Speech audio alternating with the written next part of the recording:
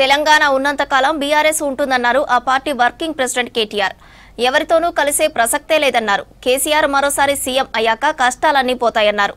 ప్రజలు పాలిచ్చే బర్రెను పక్కన పెట్టి తన్నే దున్నపోతును తెచ్చుకున్నారని విమర్శించారు.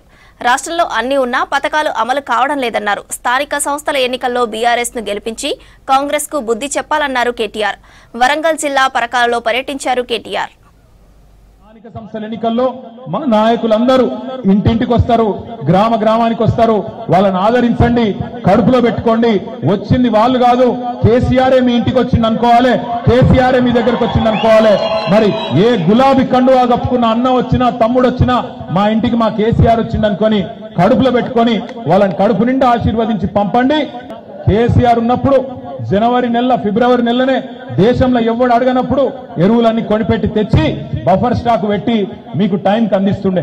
అందుకే కేసీఆర్ ఉన్నప్పుడు చెప్పుల వరుసలు లేవు. కేసీఆర్ ఉన్నప్పుడు ఆధార్ కార్డులు పట్టుకొని యూరియా దుకాణం ముంగట నిల్చునే దుస్థితి లేకుండే. ఇలా ఏంది పరిస్థితి? దగ్గర 100-150 మంది లైన్లో నిలబడ్డారు. చింకులు పడుతుంటే లైన్లో వణుక్కుంటా నిలబడ్డారు.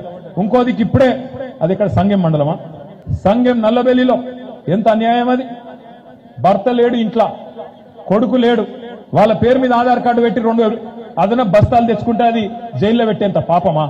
మీరు స్థానిక సంస్థల ఎన్నికల్లో మీరు సరిగ్గా తీర్పునిస్తే మళ్ళా గులాబీ జెండా ఎగురితే తెల్లారి నుంచి ఇలా నాటకాలు ఆడుతున్న పోలీస్ అధికారులు తెల్లారి నుంచి మరి ప్రభుత్వం కూడా వెంటనే దిగొస్తుంది.